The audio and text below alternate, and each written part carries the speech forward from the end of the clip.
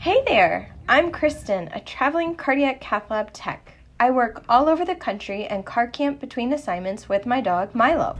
This channel is where you'll find our adventures as well as some travel and car camping wisdom. Come join us! And if this is being lost, then may I never be found. I'm still out here now, still moving along, still wondering. Last week, instead of posting on time, I ended up dropping my phone in some water while I was editing and trying to multitask and be a badass boss. But this week, I'm back, baby. The last assignment I left you at was in Oregon, getting my car ready to go to my next assignment. Before we do that, we need to cover one thing. Let's talk about housing. It's super time consuming unless you already have a place that you're staying in, like a friend or family's house. A lot of people say stuff like, well, I have an RV, so I don't have to worry. Or I'm planning on buying an RV and I already have a truck to tow it. And that's fantastic. But if you have to live within a certain time limit of the hospital,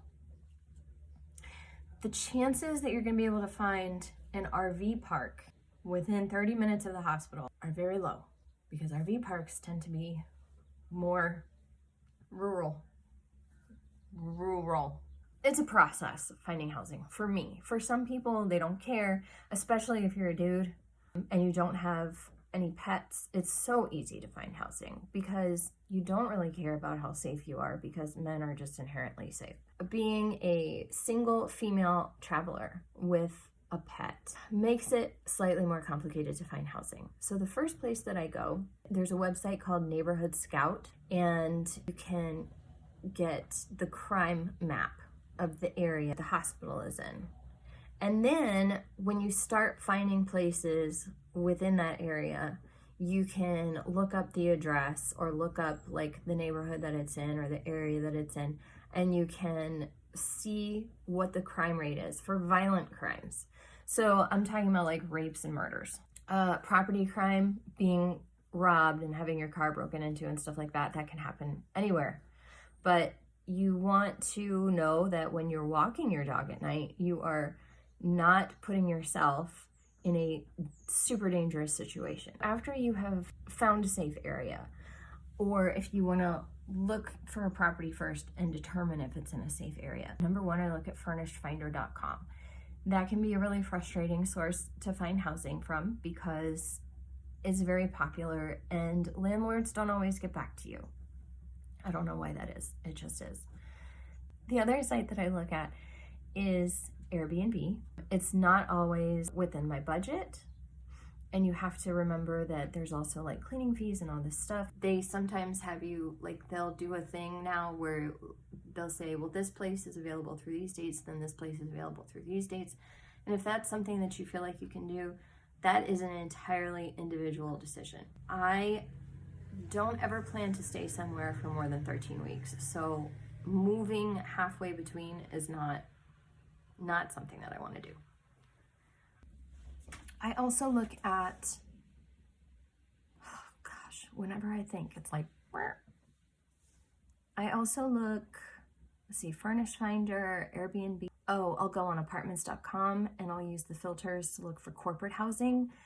Corporate housing is usually short-term and furnished, so it's very traveler friendly, and you don't have to clean the apartment before you leave. You just have to like do stuff to where it's like they don't have to scrub stuff down or something. Somebody explained it to me once and I can't remember what it was. So there is a service, it is a subscription service. Now listen to me when I explain this to you, because it is not at all ideal for people who need to be within a time distance of the hospital that they're working at, okay? Keep this in mind. And I'll tell you what. It's called hellolanding.com. It's like $199 a year. And it is expensive. It has variable lease terms. You'll have to go online and take a look at it.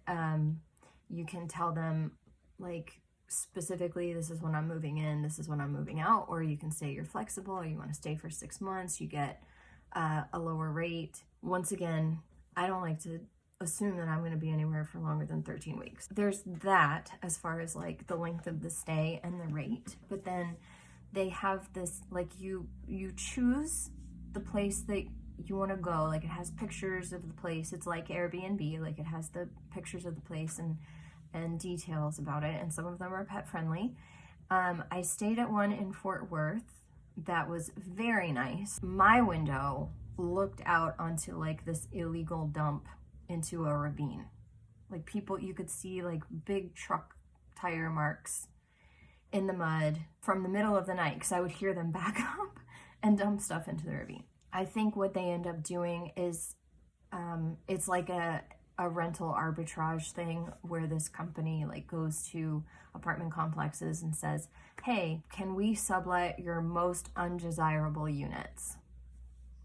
My unit, my window looked out onto this ravine that was just filled with garbage from illegal dumping. Like, nobody wants to pay $1,800 a month to have a view onto a highway and a garbage-filled ravine.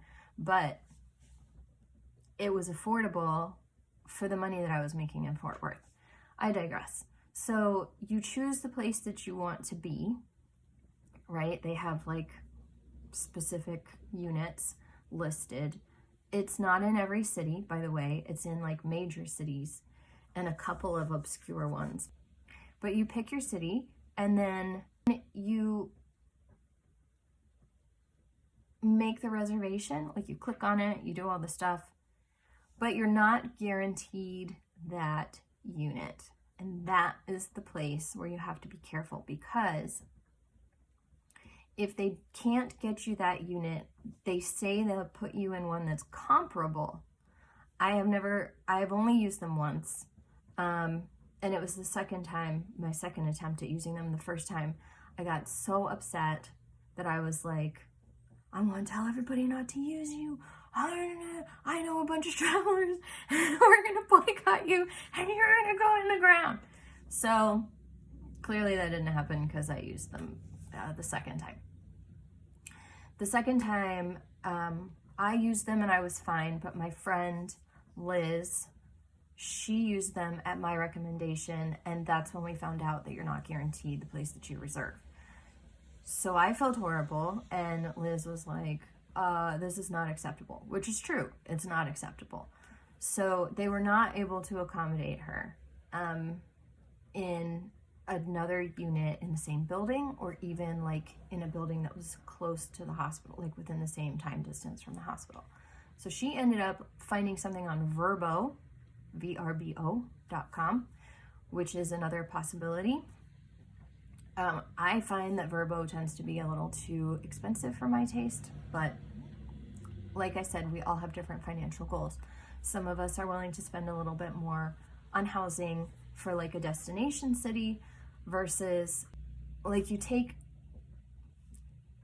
is a whole other topic. You take assignments either because it's a city that you want to be in, or because it's offering the money that you need in order to pay your bills. So there's that. So she found hers on Vrbo. Landing.com was not able to, Hello Landing. I think they also refer to themselves as Landing.com, which is another like sketchy thing. Like, they go by two names. It's a little weird. Anyway, so they were not able to accommodate her. I called when I found out that they were not guaranteeing the unit that you reserved. I called and said, hey, it's really important that I actually end up in this unit. Can we just confirm? And they were able to confirm mine. I don't know what I would have done if they couldn't confirm mine. So that's kind of like, in a pinch, that could work out if it was somewhere that you really needed to be and you didn't care about spending a little bit more in order to be there. But it's not at all my go-to. I do not recommend Craigslist whatsoever. If you're young and you don't know the dangers of Craigslist, just stay away from Craigslist, okay? I think Yahoo has a message board or something. And I think that is probably a better place to look than Craigslist. The other thing that you can do is ask the manager or whoever you interview with if they know anybody who's renting a place, or if anyone in the lab knows somebody. And usually they'll bring it up in like a meeting or a huddle. Just do it like this, okay? Okay.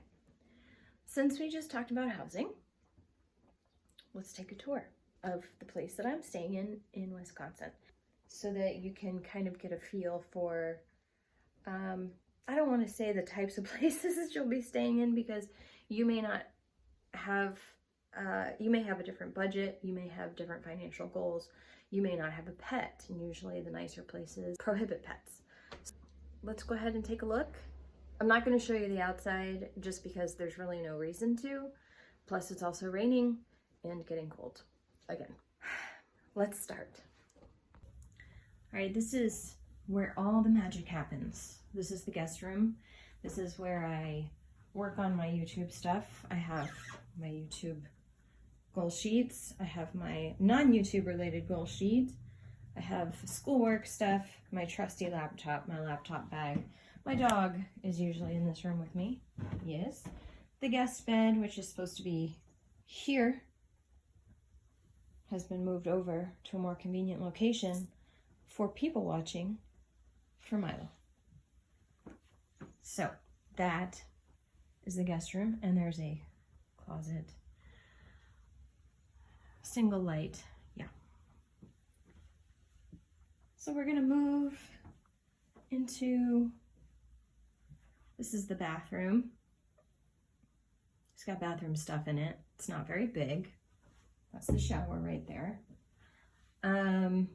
Fun fact, that outlet is the only outlet in the bathroom, and it does not work unless that light is on. Which means, because your girl is afraid of the dark, she has to leave this light on instead of just having a night light in this outlet. So that's fun. This is mine and Milo's. I have some blackout curtains that I specifically requested because there is a light right there, and it turns on and off all night. My little teeny tiny side table, my socks because I can't sleep if I have cold feet, lotion, a book, a lint roller, very important when you have a dog. And then this is, you know, Sunday morning bed. Those are just for reading. I sleep without a pillow because I'm weird. And if you have animals that like to leave fur on you, these things are amazing. You put them in the washing machine, you put them in the dryer with all the clothes, and somehow the clothes come out with no fur on them. I don't know how it happens, it's magic. Right now all my clothes are in there because I had to hurry up and make this video. Slippers that my friend Jennifer gave me. The generator. When I had COVID, the generator gave me a care package.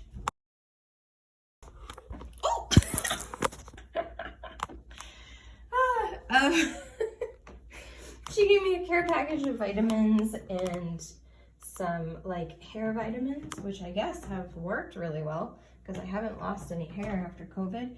And she gave me some vitamin C. She gave me some cinnamon tea and some candies. It was really good.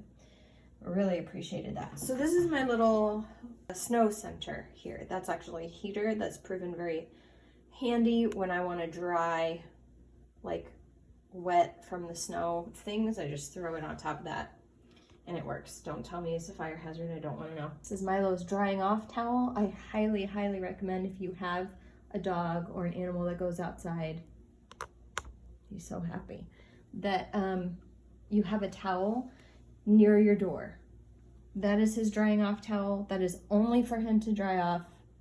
And I also wipe the floor after he shakes, and it stays there, and then it'll get washed every once in a while. I'm not going to show you my kitchen because it's, I mean, this is a good indicator of what my kitchen looks like, but this is my dining room table. And that's my kitchen. It's in a perpetual state of growth because there's not enough storage space in it.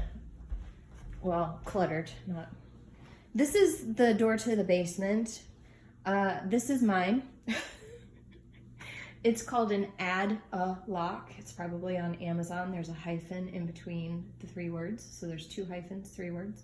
And it's been fantastic. I used to use it when I would stay in Airbnbs, like stay in rooms that were on Airbnb, because it works as an extra lock, and none of the doors in this place have locks on them. No frills couch.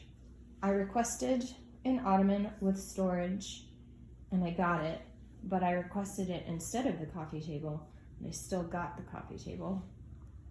And, oh, you're not supposed to see that. That's my kitchen. This is my entertainment. There is no light in here, and I don't think the clock works. And it's very cold oh, the lights are mine.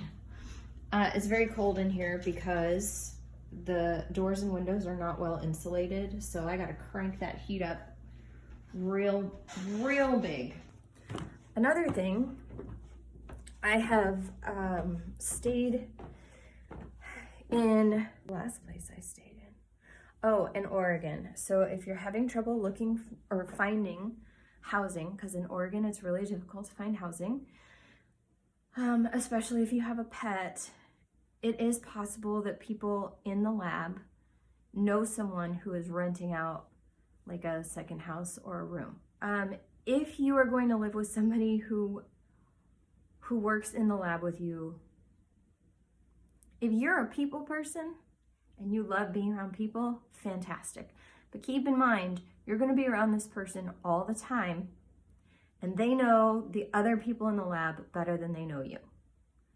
So if there's a disagreement, the chances that your coworkers are going to know about all the things that you do is very high. Keep that in mind. The other thing that you have to think about if you're going to live with somebody is whether or not they have pets, and if your pets are compatible. I was very fortunate to rent a room with one of the nurses who worked in the lab that I worked in for, like, she was just there for a few weeks before she left to go to another job. We had some common ground. Like, she knew the same people that I was working with, and she knew the doctors, and like she knew all the messed up things about the lab. So it was easy to talk to each other. Our dogs, one dog did get along with my dog. Well, didn't really care about my dog. The other dog did not like my dog. The problem, or the reason that I didn't leave, is because I had nowhere to go. As dog-friendly as the state of Oregon is, there's not a lot of dog-friendly housing that's affordable in the state of Oregon. That's the tour of my place. So I have lived in places, in a place in Savannah, Georgia, that was an Airbnb and said that it had a kitchenette, but I was not experienced enough in kitchenettes to know what questions to ask about kitchenettes. So I thought a kitchenette was just like a fully equipped kitchen that didn't have an oven, right? But this place didn't have a kitchen sink or a countertop or an oven. It had a glass top dining room table. I had to bring like my Instapot or Instant Pot and just kind of everything. I traveled for a long time with like one plate, one bowl, a set of silverware, and a sharp knife because of that place, because I ended up actually needing all that stuff of my own because that place didn't have it. They told me to wash my dishes in the bathtub, and then they got mad at me when the bathtub clogged and they had to come over and unclog it. Oh, there was a futon couch. Don't rent a place with a futon couch, because if you like to watch Netflix, or if you like to watch murder documentaries, or if you like to watch YouTube, that futon couch is not going to support your little sit bones, and you're gonna get sores on your little sit bones. Not real, but you know, it's gonna hurt after a while. I mean, you're gonna be there for 13 weeks or more, depending on if you like it. I strongly encourage you to make a list of like non-negotiable features that your housing needs to have. Go down to brass tacks. Things like air conditioning, which I didn't know that this place doesn't have. A full kitchen. which if it's not in the pictures and it's not listed, you need to explicitly ask the landlord, does this have a stove, an oven, a kitchen sink, a countertop, a refrigerator, all of the things that you need so that you're not caught off guard. When I got to this place, there's 2 rooms, right? So theoretically there would be 2 people or 3 staying here. There was 2 bowls and there were 2 plates and there were 4 glasses and 1 set of silverware. And that's not enough. That's not even enough for one person if they are not doing the dishes every day. There is no washer dryer. There was 1 set of linens, as in 1 set of sheets for the master bedroom bed. I assume there's not another set for this guest bed here. And there was 1 set of towels. So I had to ask for extra things. My landlord was not happy about me asking for extra things. Too bad. If you don't furnish a washer and a dryer for your tenant, you need to furnish extra linen so that they have time to get to the laundromat that you suggest that they go to, just like the other tenants do. Make sure that your monthly bill is all inclusive. Sometimes they won't tell you that the water bill is not included or the power bill is not included, or all you have to do is hook up your own internet. I don't want to have to deal with any of that. I stayed in an apartment in Ocala that everything was included except for the cable bill or like the internet. And so I had to pay for that. And I had to return the cable box and the remote control and the modem and all of that stuff before I left town. And that's not something on my long list of things to do before I leave that I want to have to worry about. Everyone has their own like threshold of things that they're willing to do. Once again, if it's like a city that you are dying to go to, you may be fine with having to hook up all of your utilities and paying a little bit more in rent just to be in San Diego. You can call apartment complexes and ask them if they have corporate housing. There's a lot of legwork involved in finding housing. There is. And sometimes you just have to give up and maybe try to get that assignment, try to get that job offer for that city later on in a different season. Like maybe you have to be willing to go to Wisconsin in the winter so that you can stay into the summer. Anyway, so there's a lot of different ways to find housing, a lot of options. It's a lot of legwork. If you are watching this video and you're a traveler, like in any field, if you're a nurse traveler, if you're a respiratory therapist traveler, if you're a lab traveler, whatever you do, except for doctors, because y'all, your resources are like not even in the same tax bracket as our resources. Sorry. So if you are a traveler and you're watching this and you have a great idea about how to find housing, don't gatekeep. Let us know. I personally would love to not have to do so much legwork. So if you have a way to make it so that I don't have to do so much legwork, please let me know. Let us all know. Share your knowledge. We need it. This is too hard. The traveling housing aspect, it's too much. Thanks. Okay, so if this ends up being the end of my video, thanks so much for watching today or this week. And don't forget to hit like and subscribe. Oh man, I'm so old. Okay, so hit like, hit subscribe, and what was the other thing? The bell. I don't know if you should hit the bell. It's a notification. Just hit the bell. Maybe it gives me a bonus. Give it a shot. See what happens. I'll see you guys next time. Maybe next time will be a little more interesting. I don't know. Maybe it'll be super boring, but at least we'll go through it together. Okay? Bye. There's that. I'm watching 2 ducks right now. Just having a really great time in the rain. Just waddling around. My dog hasn't seen them yet. And And this camera is shaking right now because the train, you can hear it. Oh God, the train, you might not even be able to hear what I'm saying. The train is going past, so it's shaking everything.